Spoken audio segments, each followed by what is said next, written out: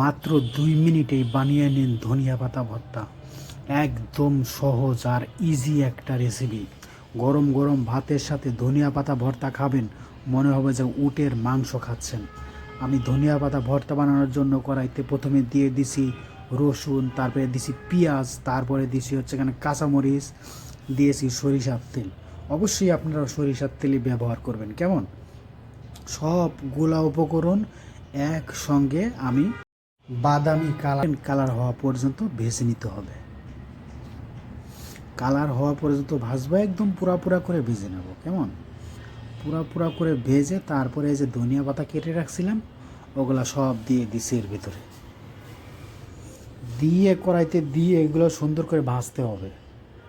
শাকের মতো কিন্তু ধনিয়া পাতাতেও পানি বের হয়, হ্যাঁ, ওই পানিগুলোও শুকায় ফেলবেন, একদম ভাজা করে ফেলবেন, ঠিক আছে? ভাজা করে তারপরে এটাকে ঠান্ডা করে, আমার কাছে পাটা নেই যেহেতু, আপনাদের কাছে যদি গেলে পাটা থাকে তাহলে অবশ্যই আপনারা পাটায় বাটবেন। পাটায় বাটলে পরে ধনিয়া পাতা ভর্তা অনেক মজা লাগে। যেহেতু আমার কাছে পাটা নেই সেই কারণে আমি এই ভর্তাটাকে ব্লেন্ডারে বানাবো। ব্লেন্ডারে পেস্ট করে নিতে হবে আদা রসুনের মতো করে। আমি দিয়ে দিছি লবণ, স্বাদ মতো লবণ দিয়ে দিছি। এই যে দেখতে পাচ্ছেন পানি বের হয়েছে, কিন্তু পানি একদম সব শুকায় নিছি। শুকানোর পরে এখন কিন্তু মোটামুটি না পুরাপুরি ঝরঝরা হয়ে গেছে। এখন আমি এটাকে ঠান্ডা করব, 15-20 মিনিটের মতো ঠান্ডা করব। ঠান্ডা করে তারপরে এটাকে ব্লেন্ডারে দিয়ে পেস্ট করব। আপনাদের কাছে পাটা থাকলে পরে অবশ্যই পাটাই আপনারা পেস্ট বেটে নেবেন, তাহলে অনেক মজা লাগে খেতে, কালো জিরা ভর্তার মতো। যাই হোক, আপনারা দেখতে পাচ্ছেন আমি কিন্তু ব্লেন্ডারের ভিতরে নিয়ে নিছি।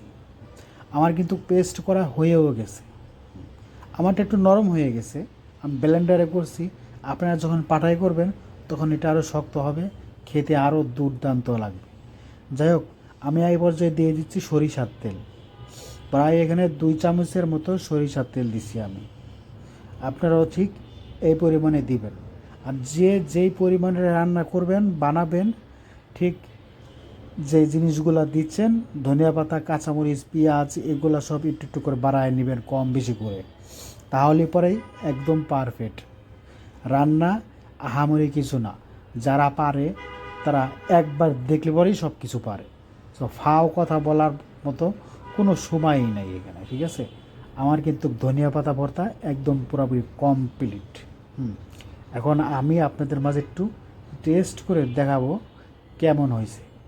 আর দুর্দান্ত স্বাদ হয়েছে খেতে, গরম ভাতের সাথে অসাধারণ লাগে। সবাই একবার বাসায় ট্রাই করবেন, কেমন?